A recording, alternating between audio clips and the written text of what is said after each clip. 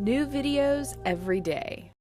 Okay, so we're back here with Karina again, and what we're going to start doing now is just teach you a couple basic exercises for an upper cross syndrome, and then we're going to show you a lower cross exercise too. Since we both talked about this previously in our sessions with Eric and I thought I'd just follow this up with a couple of simple exercises you could do at home. One of my favorites is the floor angel, and it's an old exercise, it's been around for a long time, but people don't do it right. So we want to make sure we do perfect practice. We were in Stanford University about a month ago, and they were talking just about this one thing. Don't let your clients walk away from your clinic doing things wrong. So that's why I'm here to help Karina do this perfect. So this is what we're going to start with. We're going to bend her knees. She's going to put her feet flat on the table. The idea of this exercise is to stay connected totally to the table in three places. One, the pelvis needs to stay connected. The low back and lumbar spine needs to stay connected.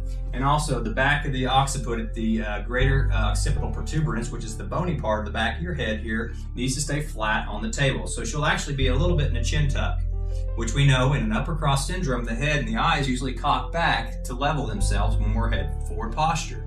So that's what we're working on here. She's going to put her arms out like this.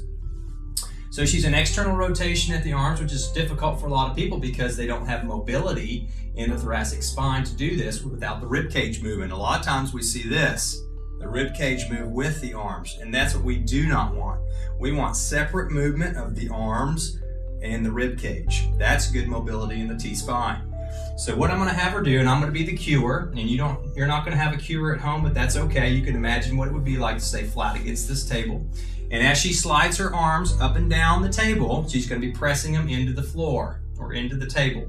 So she's pushing back with her arms as she's reaching over her head, and she has to fire the core to stay connected to the table. So let's try that. You ready? So go ahead and reach those arms up. I'm going to cue her here to see if her rib cage is coming up. And I like to cue her here at the arms too, to have her push against me to make sure she's pushing down toward the floor. Remember, this is also working posterior chain postural muscles right here. So we're getting a strengthening benefit from this too. Not only core, flexibility in the chest, thorax, but also strengthen the posterior chain, rotator cuff, posterior rotator cuff, lower shoulder stabilizers, the whole gamut. So here she goes back and forth. Let's go ahead and move. I'm going to just cue her here. Make sure you're pushing down here. Make sure you're pushing down here. It gets really hard when you reach over your head, doesn't it? So here she does this a few times. Bring your elbows down a little bit lower. She's doing real good. The core's firing. I don't see any movement in the rib cage. And I would have your clients do this probably 10 to 15 times 2 sets. All right, so let's show another real basic exercise here. If you want to make this one harder real quick, you can just have them drop their legs. Well, what does that do? Well, if they're tight in their hips, it's going to make this sway back want to come out, isn't it?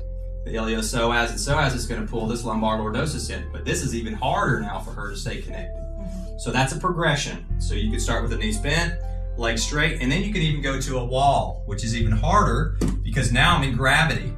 So I'm having to really stay back against gravity and push against the wall and keep my core and low back against the wall as I slide up and down. You'll find this to be really difficult, and not a lot of people can put their hands against the wall. Remember, we're separating rib cage and arm movement for the upper cross syndrome. Okay, so now we'll go into low back. I know that's a real big flyby, but hang with me. Low back exercise, we're going to bend those legs again.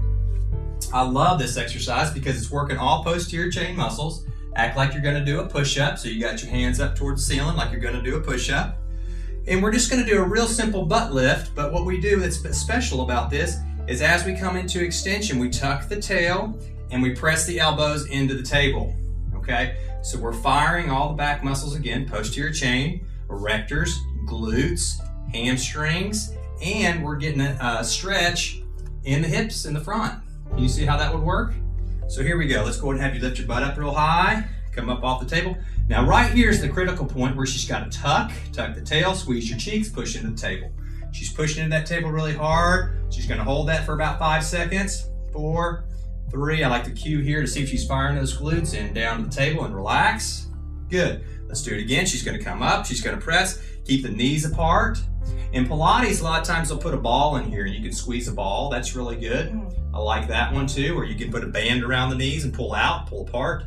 Makes it even harder. Get a little bit of the gluteus medius, minimus, rotators. Bring it back down to the table and relax. Now, one more technique with this. It's a little bit harder, but it works on the cross patterns. Remember, we work in a cross pattern. So we're working in a cross pattern gait, and we're also looking for balance left to right. So when we do them like this, now we're going to work on balance. So what I'm going to have you do, you're going to pull one knee to your chest and you're going to hold on to it. And then we're going to press up with just the left leg, which is typically the tight and weak glute and hamstring. And then she's going to press, I'm sorry, I got you going the wrong one here. Put this one down and then pull this knee up still. And you're just going to hold this elbow here. Okay. And now when you press up through your heel, go ahead and press up.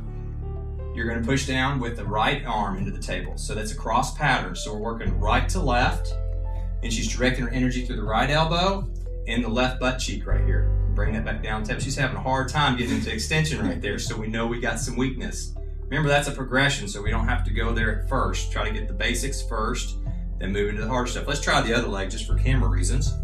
So pull this one all the way up, drop this leg, there we go, right there. Now she's going to be pressing through this heel and this elbow here on the left. It's a cross pattern again. Yep, she's a little stronger. Can you see that? Right side stronger. Push through this elbow. So there's her pattern. Did you see that?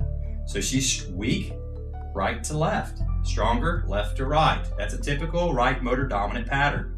So that's the difference that we want to see. We want to see where's the weakness and then kind of work on that weakness.